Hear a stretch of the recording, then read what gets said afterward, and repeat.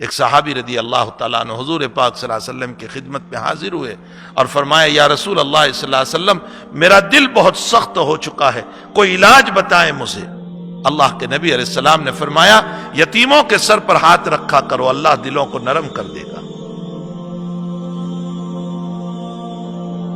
آج یہ حالات جو ہیں، معاف فرمائیں، یہ حالات جو اس وقت دور دور تک میری بات کو جو اس وقت لائیو سن رہے ہیں، کیوں اتنے ہاتھ دعاؤں کے اٹھ رہے ہیں؟ یہ بلا دور نہیں ہو رہی ہے، یہ وبا دور نہیں ہو رہی ہے۔ ایک ملک میں بند ہوتی ہے، دوسرے ملک میں شروع ہوتی ہے۔ ایک ملک میں سد باب ہوتا ہے، دوسرے ملک میں شروع ہو جاتی ہے۔ پوری دنیا کو اپنے لپیٹ میں رکھا ہے۔ کیوں؟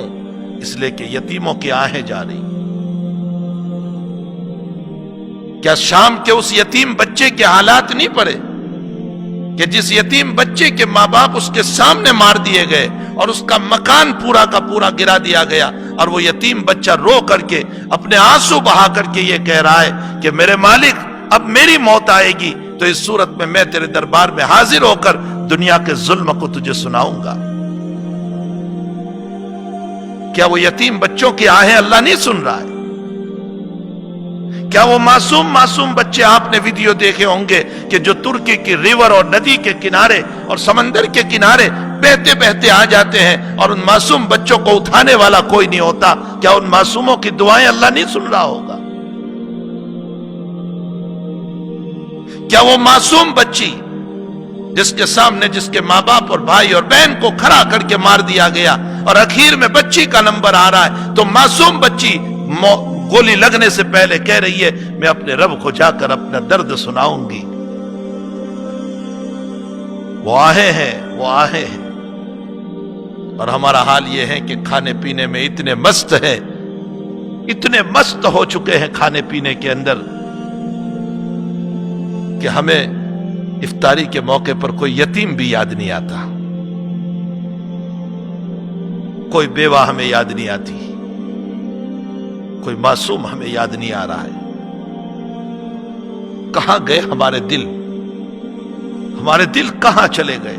ثم قست قلوبكم من بعد ذلك فهي كالحجارة او اشد قسوة وان من الحجارة لما يتفجر منه الانهار وان منها لما يشقق فيخرج منه الماء۔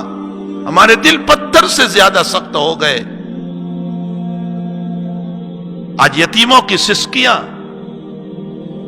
اور بیواؤں کی آہیں جس کی وجہ سے اللہ نے اس کائنات کو اپنے لپیٹ میں لے رکھا ہے، کیا ہم مزے کر رہے ہیں؟ کبھی ہمیں یہ یاد نہیں آ رہا افطاری کے موقع پر کہ ہم دعا بھی کر لیں ان یتیموں کے لیے، ان بیواؤں کے لیے، ان تڑپنے والوں کے لیے۔ کہ اللہ کے نبی علیہ الصلوۃ والسلام جب مدینۃ المنورہ دلیل سمجھے، اللہ کے نبی جب مدینۃ المنورہ تشریف لے آئے تو اپنی نمازوں میں آخری رکعت کے اندر سمیع اللہ لمن حمیدہ کے بعد اللہ تعالیٰ نے مکہ کے مستضعفین کے لیے دعا فرمائی تھی، اللہم اغفر للمستضعفین، اے اللہ مستضعفین کی مغفرت فرما، جو مکے میں رہ گئے ہیں، جو کمزور ہیں، جو ہجرت نہیں کر سکتے، جن پر ظلم ہو رہا ہے، اور اے اللہ ان کو وہاں سے نجات عطا فرما، رہائی عطا فرما۔ اور پھر ان لوگوں کے نام لے کر نبی علیہ الصلوۃ والسلام نے دعا فرمائی۔